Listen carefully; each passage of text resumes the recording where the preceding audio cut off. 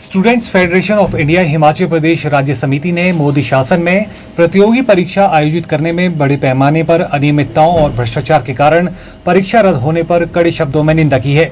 NEET घोटाले का मुद्दा अभी सुलझ भी नहीं पाया था कि यूजीसी नेट परीक्षा रद्द करने के खिलाफ एसएफआई ने उपायुक्त कार्यालय पर शिमला के बाहर विरोध प्रदर्शन किया और इस दौरान छात्रों ने विरोध स्वरूप देश के शिक्षा मंत्री का पुतला भी फूंका। एसएफआई राज्य सचिव दिनेश देंटा ने कहा कि ऐसा लगता है कि मोदी सरकार में एनटीए जैसी एजेंसियां भाजपा व आरएसएस के लिए अनुचित तरीके से पैसा कमाने का जरिया बन चुकी है और निरंतर देश के नौजवानों के भविष्य के साथ खिलवाड़ का काम कर रही है। एक तरफ तो विभिन्न विभागों में खाली पड़े 30 से 35 लाख पदों पर भर्तियां नहीं हो पा रही हैं, दूसरी तरफ नीट व यूजीसी समेत कई परीक्षाओं में मोदी सरकार द्वारा गठित निकायों द्वारा आयोजित परीक्षाओं में धांधलियां अपने चरम सीमा पर है।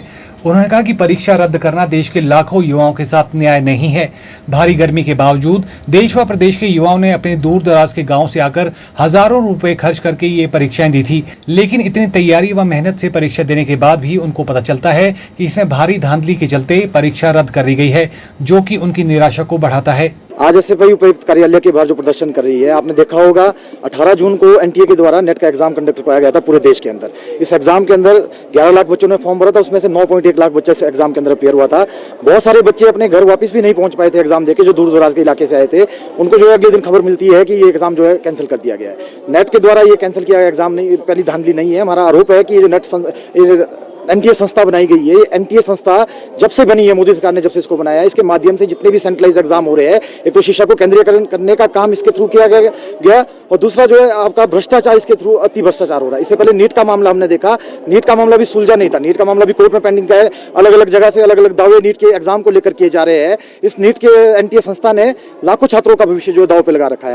हमारी मांग है कि भारत के जो शिक्षा मंत्री है उनको नैतिकता के आधार पर इस्तीफा देना चाहिए, एनटीए के डायरेक्टर को इस्तीफा देना चाहिए और ये जो आपका पूरी धांधली चली है एनटीए जैसी संस्था को खत्म किया जाना चाहिए। और अगर ये नहीं होता है तो पूरे देश के अंदर एसएफआई छात्रों को लामबंद करते हुए, जितने भी अभ्यर्थी इस एग्जाम के अंदर बैठे थे, 9.1 लाख बच्चा इस एग्जाम के अंदर था, 24 लाख बच्चा नीट के एग्जाम के अंदर था और इससे पहले सीयूईटी के जो एग्जाम हुए उसके अंदर भी धांधली देखी गई है।